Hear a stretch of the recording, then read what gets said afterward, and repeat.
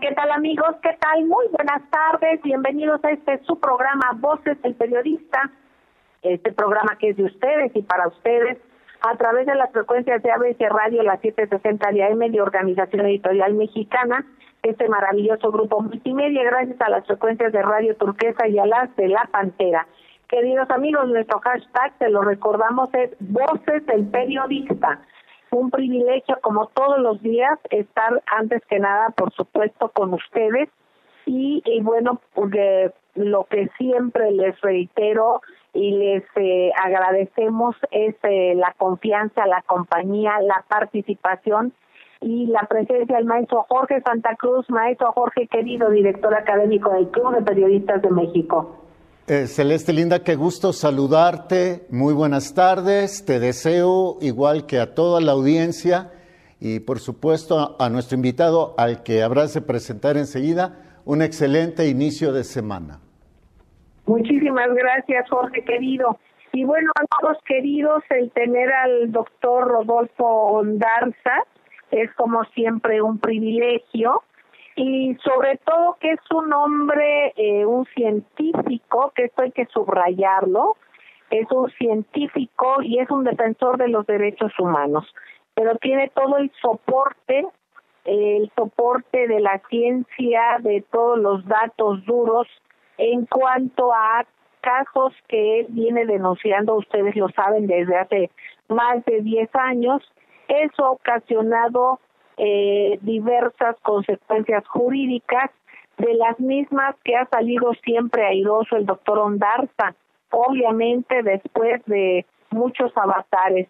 Y bueno, doctor Rodolfo Ondarza Rovira, neurólogo y defensor de derechos humanos, académico, un privilegio tenerte y el que nos puedas compartir el hecho de una más de tus batallas y que ha salido airoso afortunadamente. Sí, muchísimas gracias, Celeste, muy buenas tardes. Muy buenas tardes a mi amigo el maestro Jorge Santa Cruz. Muy buenas tardes a toda tu amable audiencia. Yo creo que finalmente el trabajo que hemos realizado es de todos, de la ONG, por supuesto, del obispo Raúl Vera, y es pues la historia de siempre, al menos de estas últimas, de estos últimos sexenios, de estar peleando en contra de un monstruo pues de enormes garras, que han sido pues sexenios panistas, priistas, y que donde se viola flagrantemente los derechos humanos. Entonces, una batalla cuando es ganada, pues es una batalla de todos, ¿no? De los pacientes en este caso. En este caso es muy importante reiterar, Jorge, querido, amigos, que esta denuncia, como bien lo dice el doctor, ha sido llevada a la Comisión Interamericana de Derechos Humanos por la Red Solidaria de Derechos Humanos que preside el obispo Raúl Vera, quien le mandamos un abrazo, nuestro saludo siempre. Y esto ante la inacción de autoridades competentes, y bueno, lo que compete a la Secretaría de Salud, la Comisión de Institutos Nacionales de Salud y Hospitales de Alta Especialidad, la Comisión Nacional de los Derechos Humanos, la PGR, y bueno, la Comisión de Salud del Senado, pese a puntos de acuerdo y exigencias de 40 asambleístas y diversos diputados y senadores, a pesar de las probatorias emitidas por la Auditoría Superior de la Federación y de la CONAMED, bueno, pues has pasado una serie de circunstancias, hubo un peritaje. ¿Por qué no nos pones en contexto para nuestros queridos amigos que no tienen tan fresco el caso y retomar para que nos expliques y sepamos el peso de que, bueno, por qué se van teniendo estos logros, que son logros no tuyos, porque tú todo eres un ser comunitario? Son logros que obviamente van a recaer independientemente de una circunstancia personal tuya por una injusticia laboral hacia tu persona, pero todo tiene como consecuencia el origen de la denuncia que tú hiciste. Sí, Celeste, Jorge, muchas gracias. Partamos pues entonces de que se trata de un derecho humano la salud, y también es un derecho humano la vida. Y partiendo de ahí, pues esta violación que hubo por la realización de cirugía experimental ilegal en 474 casos oficialmente reconocidos, pero que de acuerdo a publicaciones de los mismos autores, esto se realizó en 8 centros neuroquirúrgicos simultáneamente. Es decir, el número de víctimas pudiera ser mucho más alto, pudiera ser superior a las 1000 personas, cosa que no sabemos exactamente cuántas. Muchas de estas víctimas fallecieron, otras quedaron con daño neurológico permanente, y todo fue por la colocación de un dispositivo de manera permanente a pacientes con hidrocefalia, consumándose entonces un crimen de lesa humanidad y tortura médica al dejarse implantado de manera permanente en el sistema nervioso humano un dispositivo llamado sistema de derivación ventrículo-peritoneal de flujo continuo, patentado a título personal por el director, quien fuera director del Instituto Nacional de Neurología, Julio Everardo Sotelo Morales. Esto, pues a pesar, como tú muy bien dices, de probatorias, por ejemplo, de peritajes médicos realizados por CONAMED, que el mismo órgano interno de control del Instituto Nacional de Neurología pidió.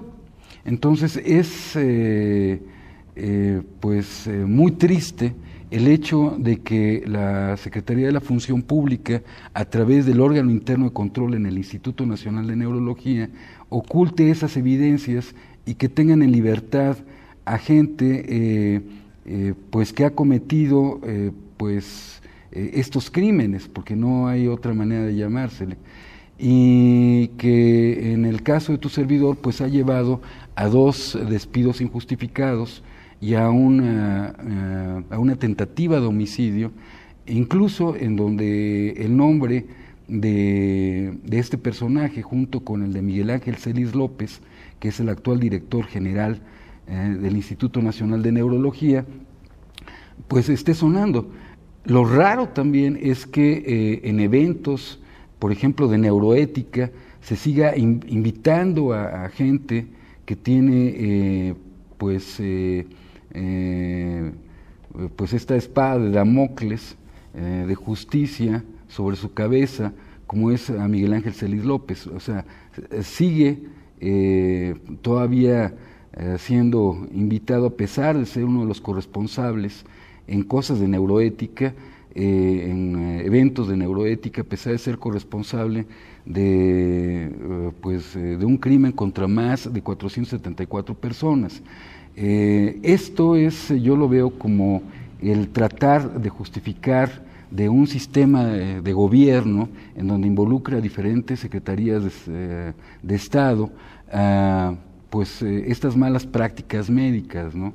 Y en este caso, pues bueno, el Tribunal Federal de Justicia Administrativa, en su 5ª Sala Regional Metropolitana, en el expediente 418, diagonal 18-17-05-5, pues en su página 35, al emitir una sentencia, en la sentencia que se nos da en la página 31, pues dice que pues hay una absolución de todos los cargos realizados contra su servidor de una forma lisa y llana.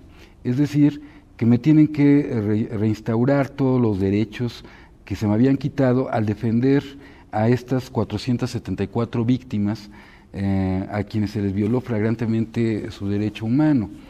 Es increíble para mí, salvo la mejor opinión de ustedes, Celeste, Jorge, que se me haya intentado en un momento dado inhabilitar por 10 años, se me haya intentado cobrar 190,000 pesos y se me haya destituido, cuando que esta pena debería darse, yo creo que a los criminales del cártel de Bata Blanca y de los que tanto hemos hablado. O sea, aquellos sujetos que pues dan agua para el tratamiento de niños con cáncer, para aquellos que pues han manejado las leyes, la normativa, para que pues las personas dentro de hospitales gubernamentales tengan cuentas impagables realmente, y que la gente que tiene la necesidad de salud en estas instituciones no tenga el acceso necesario, ¿no? Yo creo que a ellos, aquellos que han estado dejando a este país con hospitales en bancarrota, universidades en bancarrota, a ellos son a los que se les debería tener este tipo de penas. Sin embargo, ahí andan, como en el caso de los autores de este crimen de lesa humanidad, pues libres y pues trabajando normalmente en las instituciones de salud de nuestro país. Imagínate qué riesgo, Celeste. Linda, pues estamos casi en los linderos del corte. Sí, yo creo que ir a corte, pero aquí es muy importante, queridos amigos, Jorge, doctor Ondarza, subrayar cómo el origen de los problemas, todo lo que ha ocasionado en costos de vida, en dolor y en esfuerzo, en desgaste, de que aquel que se atreve a denunciar, y efectivamente hoy las noticias, los hechos, independientemente de que la justicia le dio la razón al doctor, después de mucho trabajo, reitero, tiempo, de muchas cosas, resulta que por desgracia los hechos reconfirman una conducta que no solamente, que reporta que esto no solamente le pasa al doctor Ondarza, ni le pasa a los enfermos solamente que él denunció. Por desgracia, un abandono del sistema de salud. Vamos a ir a un corte y regresaremos, queridos amigos, para escuchar al doctor Rodolfo Ondarza Rovira y al maestro Jorge Santa Cruz. No tardamos, gracias. Muy bien, gentiles amigos de Voces del Periodista Radio, continuamos con esta charla con el doctor Rodolfo Ondarza Rovira. Él es médico, neurólogo y neurocirujano. Hemos perdido la comunicación con nuestra directora y conductora, con Celeste Sáenz de Miera. Intentaremos rescatarla. Por lo pronto, antes del corte, el doctor Ondarza nos decía cómo la justicia le concedió ya la absolución lisa y llana. Ya no va a poder ser acusado de lo que sus enemigos lo acusaban y perseguido, bueno, por lo que sus enemigos lo perseguían. ¿Y por qué lo acusaron? ¿Y por qué lo persiguieron? Porque, en palabras simples, a personas con hidrocefalia las trataron con una simple manguerita, perdónenme por el lenguaje coloquial, que les implantaron en el cerebro. Así es. Y que muchas de ellas murieron y otras quedaron con daño neuronal, neurológico, permanente. Así es. Eso le valió al doctor que lo despidieran 2 veces de neurología y neurocirugía, que lo acosaran penalmente, que lo amenazaran de muerte. Ahora la justicia ha dicho que el doctor Ondarza es absolutamente inocente. Pero esa es la primera parte de la historia. El problema es que las víctimas siguen con su dolor. Las víctimas mortales ya no van a poder regresar a este planeta, y estos individuos, perdónenme que los diga, que los catalogue de esa forma, y lo asumo personalmente como conductor, como co-conductor del programa, como el encargado en este momento. Estos 2 individuos, como Miguel Ángel Celis López, el actual director general del Instituto de Neurología y Neurocirugía, y el anterior a él, el que lo puso, pues, Julio Everardo Sotelo, anden libres como si nada, ¿no?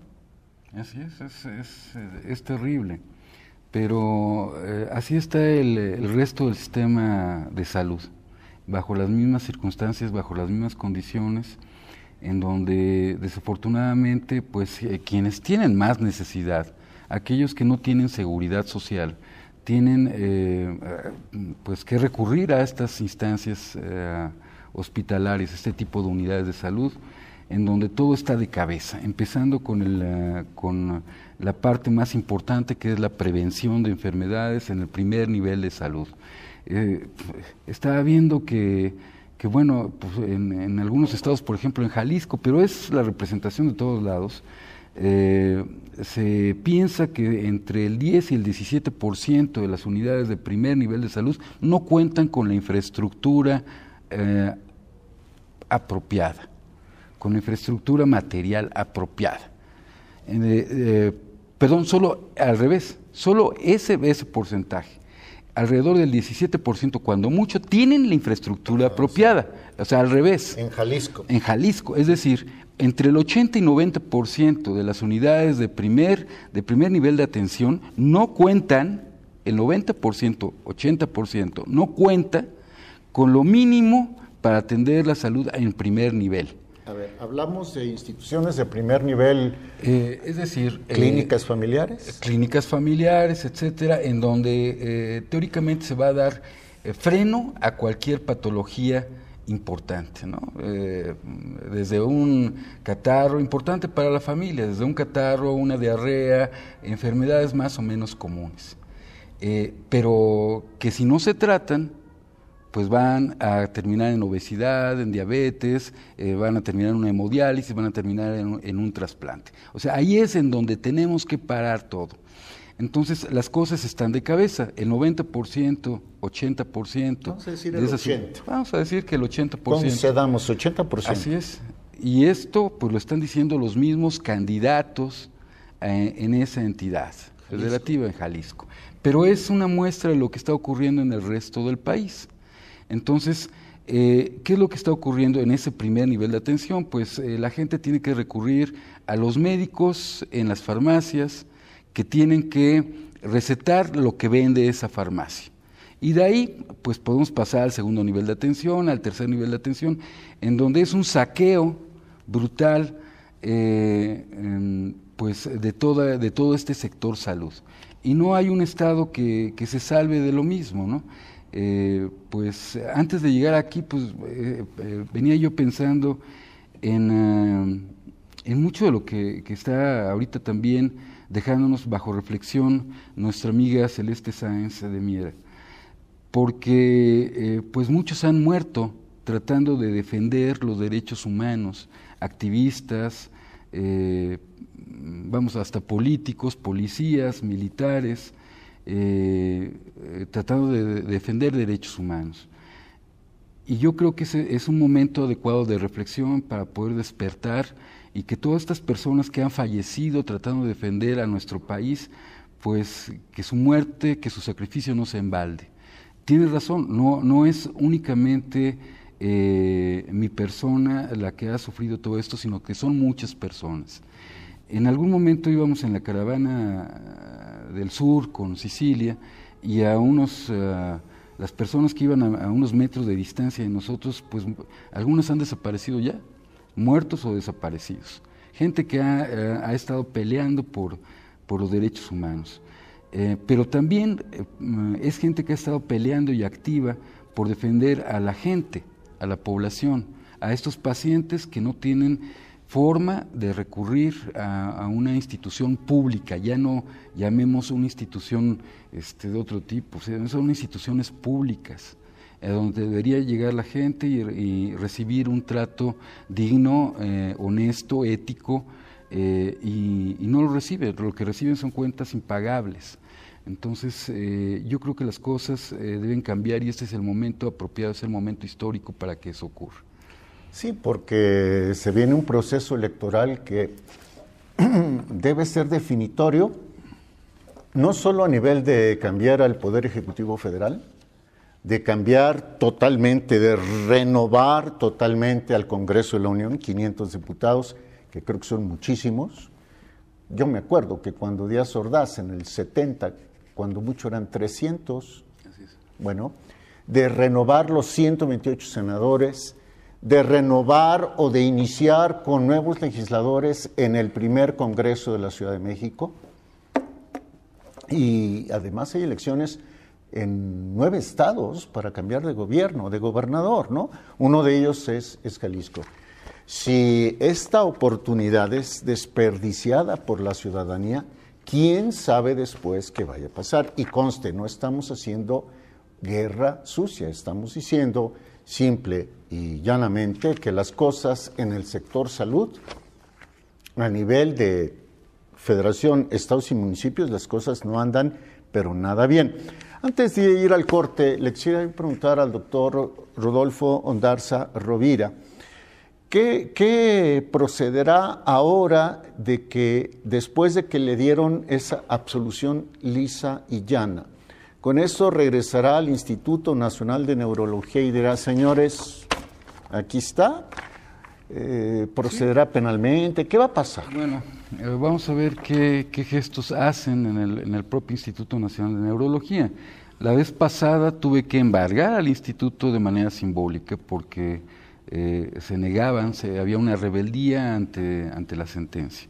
Entonces yo espero que esta vez no caigan en el mismo juego. Y vamos a tener que proceder penalmente y también civilmente ante las instancias, ante las personas también que hicieron este acto tratando de denostar y tratando de frenar la lucha sobre la defensa de derechos humanos de los pacientes. Entonces vamos a tener que proceder también penalmente y civilmente, desafortunadamente, por esta causa, ¿no? Pero ¿se procederá penalmente por el agravio o la serie de agravios y atentados en contra de usted, o por eso y por los más de 470 víctimas mortales o dañadas permanentemente? Por ambas causas, porque es increíble, como decíamos anteriormente, que el órgano interno de control posea las pruebas a través de dictámenes periciales de la CONAMED y que no haya hecho absolutamente nada. Vamos, ni siquiera se han tomado la molestia de hacer una investigación.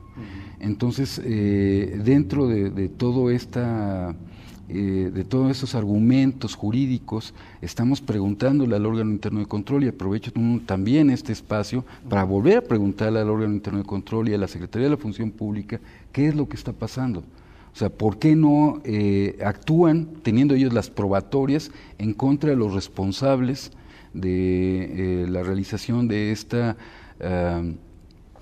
cirugía experimental ilegal que se cometió en esos 474 casos que ya están oficialmente aceptados? Digo, el mismo instituto los está reconociendo. Entonces, ¿por qué no hace algo? Deberían y tienen que hacerlo. Bueno, vamos a un corte.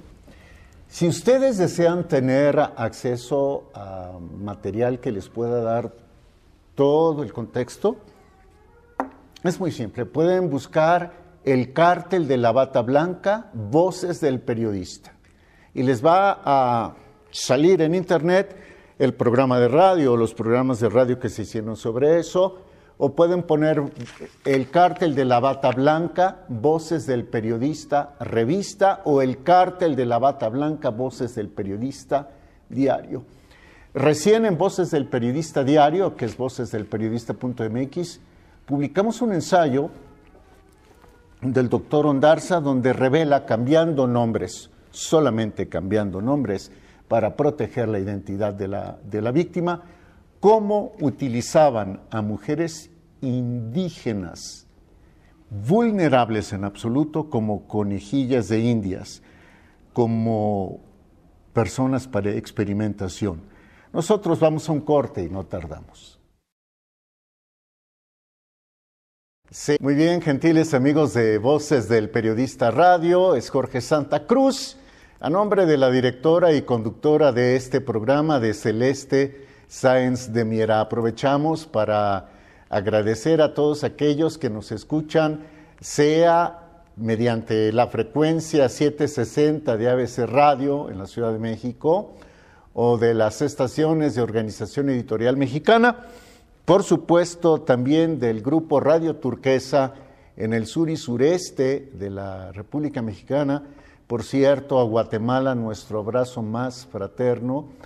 No sé si el sector médico y los voluntarios mexicanos se vayan a organizar. La situación en Guatemala es de devastación luego de estas 2 erupciones del volcán de fuego. Saludos también a quienes nos oyen, perdónenme, a través de las frecuencias de La Pantera en el norte de la República Mexicana. Gracias a don Milton Partida, al ingeniero Daniel Gutiérrez Morano, al ingeniero David Hernández, al ingeniero Víctor Melara, aquí en el estudio del Club de Periodistas de México, Julián Solís Morrison y, por supuesto, también Jonathan Álvarez. La guerra sucia, el sector salud no se ha salvado, o la salud de los mexicanos no se ha salvado de la guerra sucia electoral, doctor Ondarza Roilo. No, desafortunadamente no, y es una vergüenza lo que está ocurriendo. El equipo de MID recientemente lanzó un video promocional en contra de AMLO. Y bueno, dentro de esa guerra sucia utilizan en ese video a un personaje como el que se utiliza también, como el que se emplea en algunas películas de terror, a un payaso. Nada más que este payaso es el doctor Morena. El doctor Morena que trata de dar anestesia a un paciente y bueno, la que se supone, yo creo, es la familiar de ese paciente, se aterroriza al ver pasar a un payaso, que es el doctor Morena, a atender a su paciente. Yo creo que eso representa una falta de muchas cosas. De entrada es entrar en una guerra sucia en la política, pero va mucho más allá de eso, porque es ver la insensibilidad a la que llega el PRI, pero bueno, el prianismo, si me permite la expresión, al utilizar a un médico, a un personaje médico, para aterrar a la población. Y es una insensibilidad después de todo el saqueo que se ha realizado al sector salud, de la desviación, de la malversación de fondos, del sobreprecio con el que se compran equipos que a veces nunca llegan a los hospitales, después de tantas cosas que ha ocurrido en el sector salud y todavía sacan ese personaje.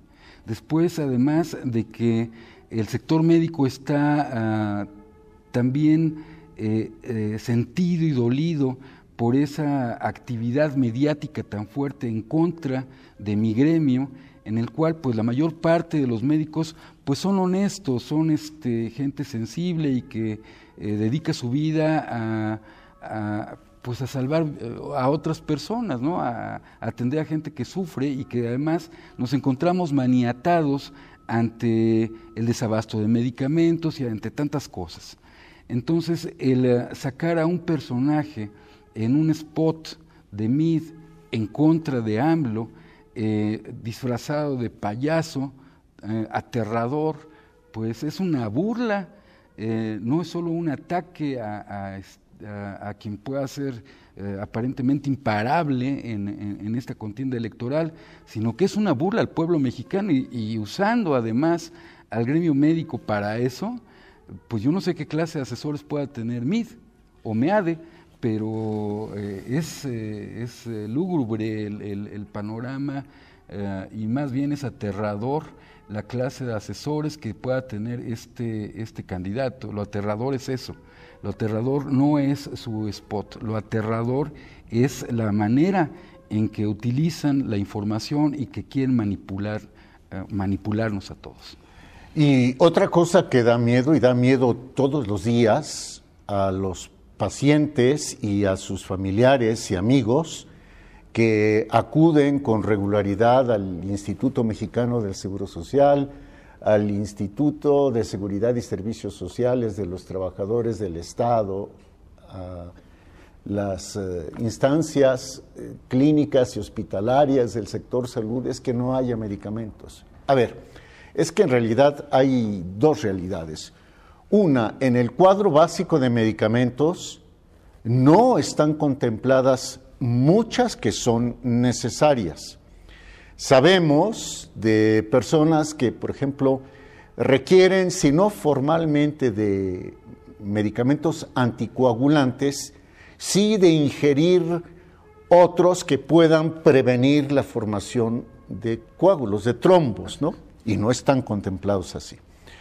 Lo mismo quienes tienen problemas de diabetes, quienes tienen problemas de hipertensión. Los hipertensivos, y bueno, el doctor es él, no yo, pero los hipertensivos que están contemplados en el cuadro médico básico del sector salud no son suficientes, porque hay pacientes a los que sí les funcionan esos hipertensivos o antihipertensivos, pero hay otros a los que no, y se tienen que comprar, y se compran con un precio de varios cientos de pesos por 28 días, ¿no? Entonces, allí están fallando, pues eso da miedo. Si uno pide unos estudios preoperatorios, a lo mejor lo programan en 2 o 3 meses, porque los equipos de rayos X o los equipos que se requieran... Eso lleva a la muerte, a la gente. Y eso está, lamentablemente está legalizado. Maestro Santa Cruz, me llamaron, he tenido un par de llamadas interesantes en los últimos 2 días. Me llama gente del Instituto Nacional de Neurología, por ejemplo, hace un par de días, diciéndome, bueno, es que ¿qué podemos hacer? Porque, ¿qué nos aconsejas realizar? Porque más de la mitad de las cirugías se ha cancelado, se ha pospuesto en el Instituto Nacional de Neurología. Estamos hablando de cirugías de muy alto nivel, cirugías neurológicas, porque no hay con qué atender a los pacientes. Entonces, bueno, ¿cuántos pacientes se van a morir? Porque no son debidamente atendidos, porque no hay material, porque no hay insumos. Esa es una de las llamadas, pero hay otra llamada que también me preocupa del día de hoy, y esta llamada nuevamente tiene que ver con el Instituto Nacional de Cardiología. Ahora se trata de un paciente que le adjudican el segundo nivel socioeconómico. También le tienen que poner un stent, como algún caso que hemos llegado a platicar. Nada más que ahora les están diciendo, el costo va a ser de 100,000 pesos. Se trata de una persona que no tiene dinero, que no tiene los recursos económicos. ¿De dónde va a sacar 100,000 pesos? O sea, estamos hablando de un instituto nacional, o otra vez, o de 2 institutos nacionales, en donde, pues, bueno, en uno, porque no hay insumos, porque no hay forma de atender a los pacientes, pues se deja de atender a la mitad de los casos al menos. Se están realizando 2 o 3 procedimientos quirúrgicos diarios en el Instituto Nacional de Neurología, cuando que en sus mejores momentos había 7, 8 procedimientos al día. Y ahora, pues se comunican con su servidor para ver el caso de un paciente que no se le puede poner un stent en el Instituto Nacional de Cardiología, también por una razón económica. Entonces, alguien que no tiene dinero, se le está pidiendo 100,000 pesos, pues ¿de dónde vamos a tener 100,000 pesos? ¿Quién los tiene para ponerlos cash y de inmediato? O sea, eso es lo terrorífico, no el spot de MID o de MEADE, como se diga, sino el terror es que si me enfermo, ¿a dónde caigo? Ese es el terror. Y para colmo, de las medicinas que sí están contempladas en el cuadro básico, no siempre las surten. Así es. O las consultas ya no son cada mes. Por ejemplo, en las clínicas familiares tenemos casos que se pueden documentar. En las clínicas familiares que la consulta es cada mes, y ahora se programa cada 2 meses, y la dotación de medicamentos ya no es la que corresponde para abastecer debidamente a la paciente o al paciente durante ese lapso, sino que le dan 1,5, y la otra media la tiene que comprar, y si es que la media es, a lo mejor le dan 1,5, a lo mejor le dan 1.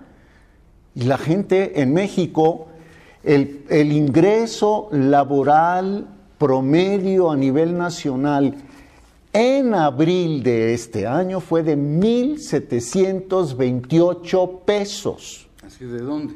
Entonces, ¿de dónde sale para comprar las medicinas o los reactivos? Tienes toda la razón, maestro Jorge Santa Cruz, porque otra de las llamadas que he recibido también recientemente me dicen, bueno, van a operar a mi hijo, y me están en el IMSS, y me están pidiendo nada más pues un estudio de laboratorio. pero ya no es en la clínica a la que normalmente acude esta persona, sino que la están mandando mucho más lejos a que le tomen la muestra. Luego hay que regresar a recoger el resultado para llevarlo al IMSS. Eso implica mucho dinero y mucho tiempo, no únicamente en cuanto a transporte, sino hay que dejar de trabajar y hay que pedir los días para dejar de trabajar. Dice, pues me sale mucho más barato hacerlo, a lo mejor hasta de manera privada, pero cerca de mi casa. Me va a salir en lo mismo, a lo mejor hasta más barato hacerlo de manera privada, pero cercano. Sin embargo, tampoco lo aceptan de esa manera. No. Otro caso, me estaban platicando también de un paciente en cancerología. El costo de la quimioterapia, también inaccesible. Tuve que subir a mis redes recientemente que se le estaba pidiendo para un paciente con melanoma múltiple un medicamento. Eso para el Hospital General de México, pero para el Instituto Nacional de Cancerología también otros casos similares, en donde el costo de los medicamentos para quimioterapia, pues 16,000 pesos en este caso me decían, en otro caso me decían 40,000 pesos. Entonces, ¿de dónde va a sacar la gente? La gente además tiene que desplazarse de su estado, tiene que desplazarse, a veces, pues cuando la gente tiene suerte, pues tiene un familiar en la Ciudad de México, tiene algún lugar en donde se le hospede gratuitamente, pero ese no es lo común. Entonces la gente tiene que pagar su comida. ¿De dónde sacan el dinero con ese salario mínimo que nos estás comentando? No hay manera. No hay manera. Y la gente abandona los tratamientos y prefiere morirse muchas veces. Sí, no hay una estadística que nos diga cuántos de los 500,000 mexicanos que mueren promedio al año, cuántos se están muriendo pero por falta de tratamiento. Esa estadística sí no nos la dicen. Vamos a un corte, regresaremos aquí en Voces del Periodista Radio con el doctor, el neurólogo Rodolfo Ondarza Rovira. No tarda. Muy bien, gentiles amigos, continuamos en Voces del Periodista Radio, a nombre de Celeste Sáenz de Miera, conductora y directora de este programa, es su servidor Jorge Santa Cruz. En esta ocasión estamos platicando con el médico, con el neurólogo y neurocirujano mexicano Rodolfo Ondarza Rovira, quien también es un muy activo defensor de los derechos humanos en nuestro país.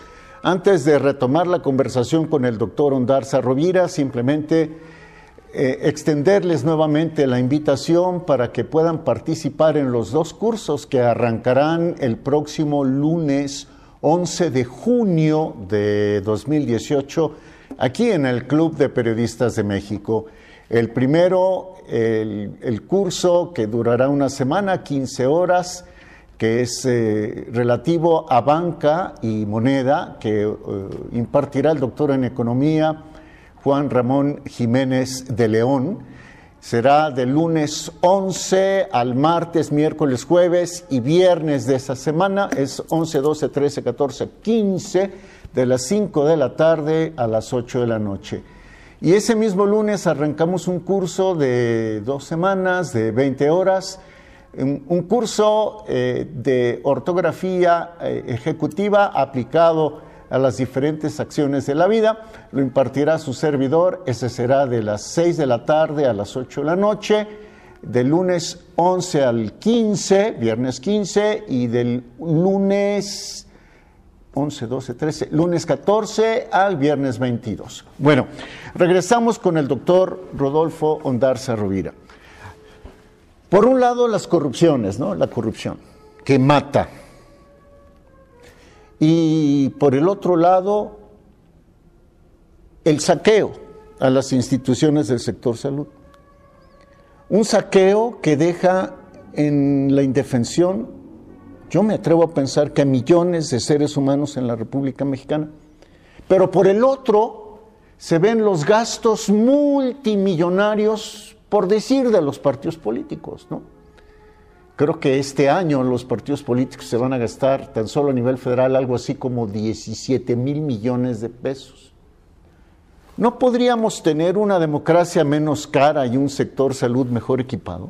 Efectivamente, esa es una pregunta necesaria siempre, porque, bueno, se gasta tanto, se dilapida tanto en cuestiones políticas inútiles, como volvemos a ese spot que saca el equipo de mí. ¿Cuánto habrán cobrado por eso? Pues mucho dinero. Estos hospitales que se han concesionado a 25 años a la iniciativa privada, bueno, el IMSS ha pagado cerca de 50 millones de pesos, 50 millones de pesos a una asesora inglesa, Currier y Brown, que curiosamente es la misma asesora que da el visto bueno también, una de las instancias que da el visto bueno para el nuevo aeropuerto. Entonces es curioso cómo el IMSS paga 50 millones de pesos por algo que creo que les podemos decir de una vez: no funciona, señores, en el IMSS, no funciona la iniciativa privada y esa concesión por 25 años. Y se los podemos decir gratuitamente, sin cobrarles 50 millones de pesos. Además de todo. Pues sí, pero son 50 millones de pesos tirados, que 50 millones de pesos podrían ser invertidos en salvar algunas vidas. Ahora, esos hospitales concesionados a 25 años son 104,000 millones de pesos. De tal manera que pues tu pregunta es muy válida. O sea,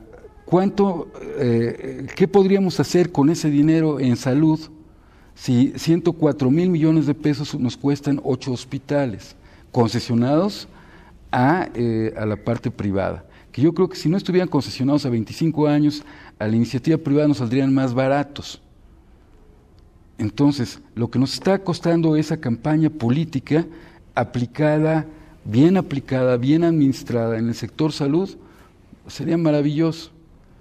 Vamos, simplemente una administración como la que uno de estos candidatos, ya sabes quién, pues nos está proponiendo, de cero corrupción, sería magnífico. Cero corrupción en el sector salud, cero impunidad y una administración apropiada. Esa es la respuesta para que se puedan salvar muchas vidas en este país.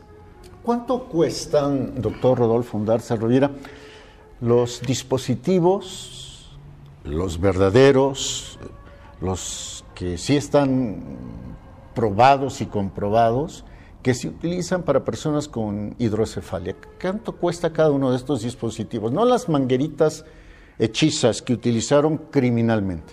Sí, hay todo un arsenal que usamos en neurocirugía y que van desde válvulas producidas en el país hasta dispositivos importados que uno puede calibrar con telemetría, con una computadora, para poner la presión que uno necesita ad hoc en el intracraneal de cada persona.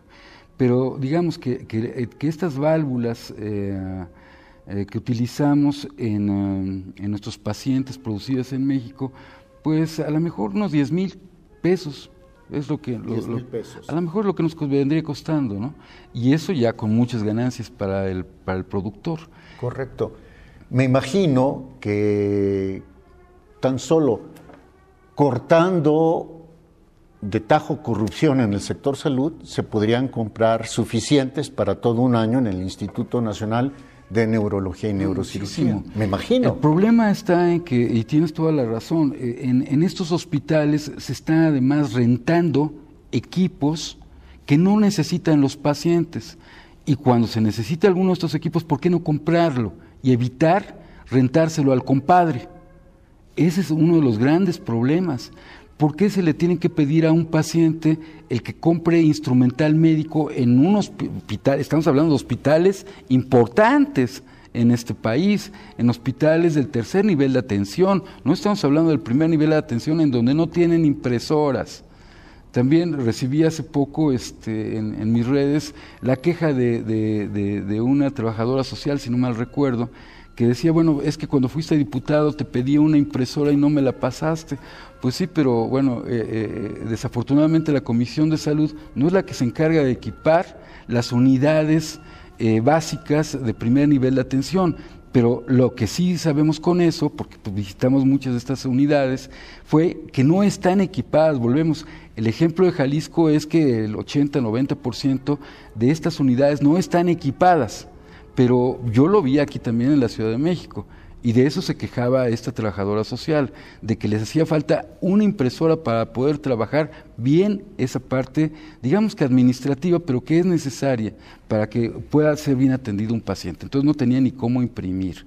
Y esto es válido para todo el país y para la Ciudad de México. Necesitamos una nueva estrategia, un cambio dramático en el manejo de la salud, y tiene que empezar con eso, con cero corrupción.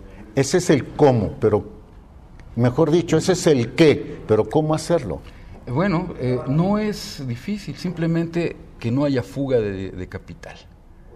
Que tenemos calculado que cerca del 30%, por ejemplo, del costo de los medicamentos en estas compras consolidadas, el 30% se va en corrupción, en pagar... el moche es de 30%. Moche, claro. Entonces estamos hablando de muchos cientos de millones de pesos. Si cortamos eso, si tenemos a gente que sea honesta en estas licitaciones, que no sean directas y adjudicadas, sino que sean licitaciones reales, entonces simplemente con eso vamos a ahorrar mucho dinero.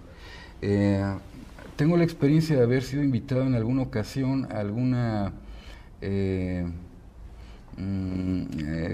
¿cómo llamarle? Pues un grupo de bioética, y trabajábamos para una aseguradora.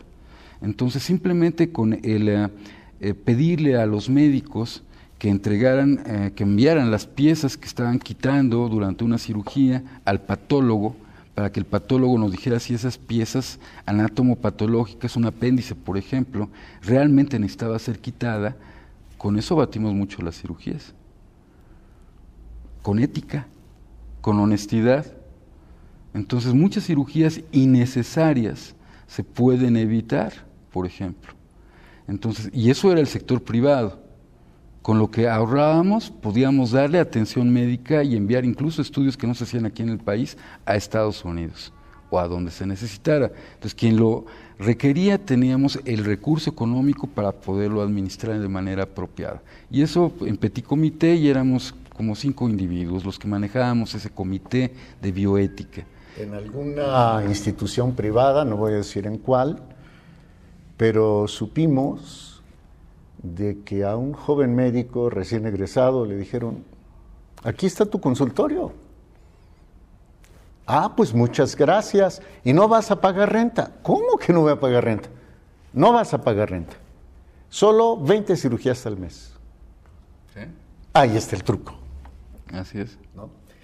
Doctor Rodolfo Ondarza Rovira, muchas gracias y seguimos conversando, espero que sea pronto. Léanlo en la revista Voces del Periodista, es vocesdelperiodista.com.mx.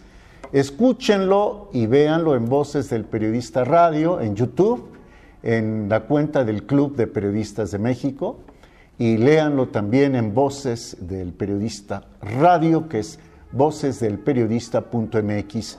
Busquen un ensayo del doctor, bueno, sus artículos todos son muy interesantes.